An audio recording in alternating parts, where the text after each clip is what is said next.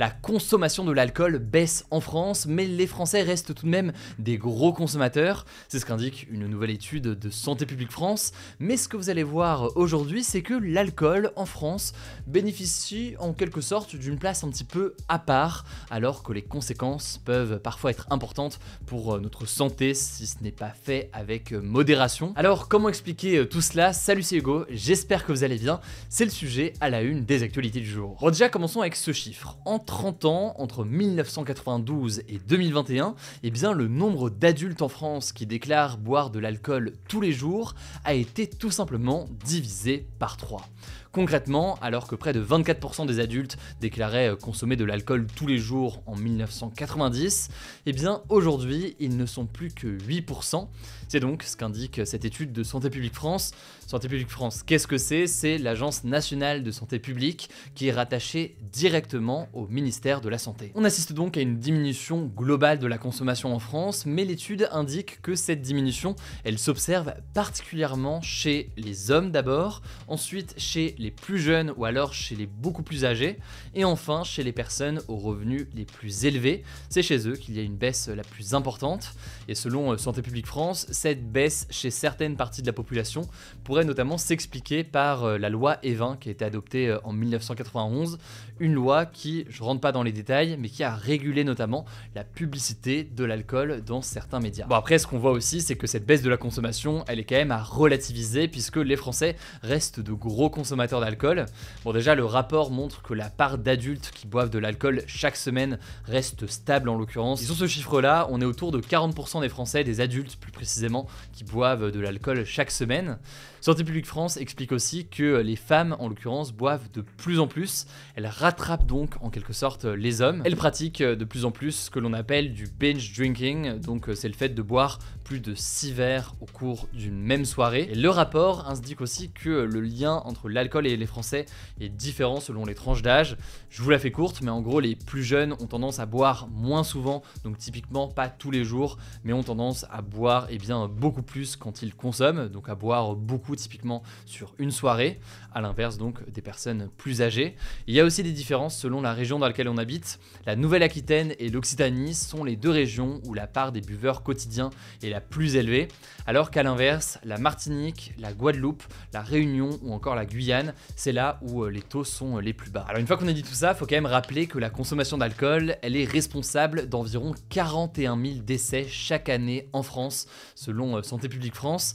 C'est aussi le premier facteur d'hospitalisation en France et la deuxième cause de mortalité dite évitable après le tabac. L'alcool est aussi responsable de 8% des cancers en France chaque année. Et pourtant, l'alcool continue de bénéficier d'une image, alors pas forcément positive, je sais pas si c'est le bon terme, mais à minima de façon banalisée. Et en l'occurrence, ce sujet a pas vocation à faire la morale ou quoi que ce soit, je suis personne pour ça, mais c'est tout de même important et intéressant de voir ces éléments de vigilance des scientifiques et des médecins sur le sujet, surtout que, on va le voir en l'occurrence, c'est réellement une question politique. En fait, face à tout cela, Santé publique France milite notamment pour la généralisation de ce que l'on appelle le Dry January, donc le défi de janvier en France, qui est un défi qui vient de Grande-Bretagne et qui consiste à ne pas boire d'alcool pendant tout le mois de janvier. Cette initiative, elle est soutenue par pas mal d'organisations, mais elle n'est pas soutenue officiellement par le gouvernement français, ce que regrette donc une partie du monde de la santé. Alors comment l'expliquer alors que les médecins chaque année militent en quelque sorte pour que ce soit reconnu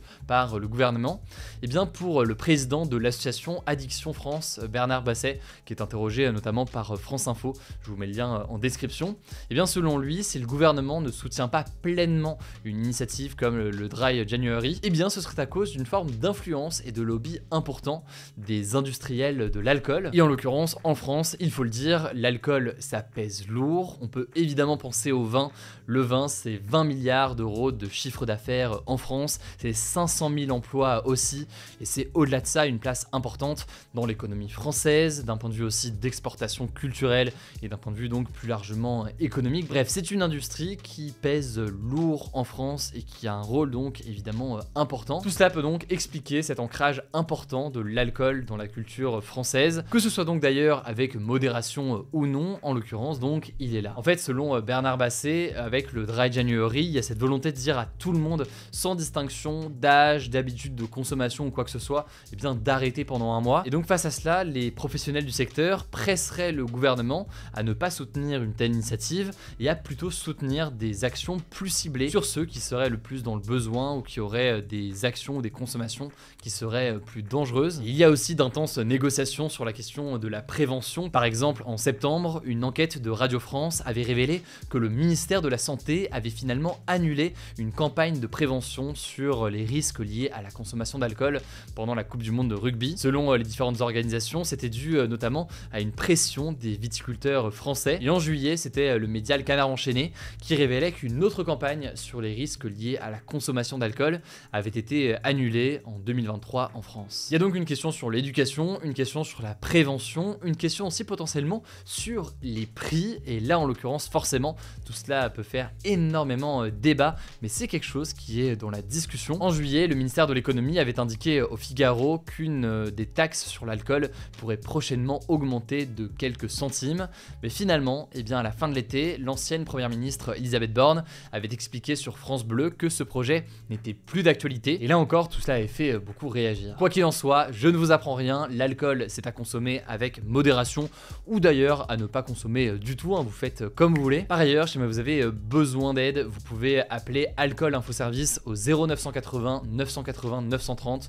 pour un appel anonyme et non surtaxé. Pour la première fois sur ce format des actus du jour, je vous laisse avec Samy qui travaille au sein de l'équipe pour les actualités en bref. Souhaitez-lui du coup la bienvenue directement dans les commentaires et je reviens de mon côté juste après. Merci Hugo et bonjour à tous, on commence avec cette actu. La fille de l'agricultrice tuée ce mardi en Ariège a succombé à ses blessures dans la soirée. Elle était âgée de 12 ans, le pronostic vital de son père, qui est grièvement blessé, n'est plus engagé. Pour rappel, une voiture avait foncé dans le barrage d'agriculteurs où se trouvait la famille qui manifestait et les 3 personnes à bord du véhicule ont été placées en garde à vue. Par ailleurs, la mobilisation des agriculteurs continue ce mercredi et de nouveaux blocages sont prévus dans 85 départements d'ici à vendredi, selon le patron de la FNSEA, donc le principal syndicat des agriculteurs en France. La porte-parole du gouvernement, Prisca Thévenot, a affirmé ce mercredi que le gouvernement a entendu l'appel des agriculteurs et elle a affirmé que des annonces allaient arriver dans les prochains jours. Elle a notamment évoqué la taxe sur le gazole non routier, un carburant destiné aux agriculteurs et dont le prix a augmenté. Deuxième actu, aux États-Unis, l'ancien président Donald Trump a remporté ce mardi la primaire républicaine du New Hampshire face à l'ancienne ambassadrice à l'ONU Nikki Haley. Alors les primaires sont des élections internes à un parti qui permettent d'élire le candidat qui représentera ce parti à la présidentielle. Là en l'occurrence c'est pour le parti républicain, donc le parti opposé à l'actuel président américain Joe Biden qui est lui démocrate. Et donc cette victoire de Donald Trump, eh bien elle semble confirmer son statut de favori dans cette primaire, mais Nikki Haley a estimé, je cite, que la course est loin d'être finie. En tout cas la prochaine primaire aura lieu en Caroline du Sud le 24 février. On vous tiendra au courant. Quatrième actu, en France, les débats sur le projet de loi visant à inscrire le droit à l'avortement dans la Constitution, donc la loi suprême du pays, ont commencé ce mercredi à l'Assemblée nationale. En fait, actuellement, le droit à l'avortement est inscrit dans une loi ordinaire et le fait de l'inscrire dans la Constitution compliquerait donc toute tentative de la supprimer ou de la limiter. Cette mesure, elle s'inscrit dans un contexte de restriction de ce droit dans le monde et notamment après l'annulation de l'arrêt qui garantissait aux États-Unis le droit d'avorter sur tout le territoire. Alors le vote, il devait initialement avoir lieu ce mercredi, mais il a finalement été décalé au mardi 30 janvier. On vous tiendra au courant. Cinquième actu, le Parlement turc a validé ce mardi l'adhésion de la Suède à l'OTAN, cette alliance militaire de pays occidentaux menée par les États-Unis. En fait, la Suède a demandé à rejoindre l'OTAN en mai 2022, juste après le début de la guerre en Ukraine, sauf que pour rejoindre l'OTAN, il faut que chacun des pays membres accepte la candidature des nouveaux pays, mais la Turquie bloquait sa candidature car elle accusait la Suède d'abriter des membres du PKK, une organisation politique armée kurde considérée comme une organisation terroriste par la Turquie et l'Union européenne. Il ne manque donc plus que l'autorisation de la Hongrie pour que la Suède devienne le 32e pays membre de l'OTAN. Sixième actu, le nombre d'homicides a doublé en Haïti en 2023 avec près de 5000 morts dont plus de 2700 civils selon un rapport de l'ONU publié ce mardi. En fait, depuis de nombreuses années, différents gangs armés sèment la terreur dans ce pays des Caraïbes qui est d'ailleurs l'un des plus pauvres au monde. Antonio Guterres,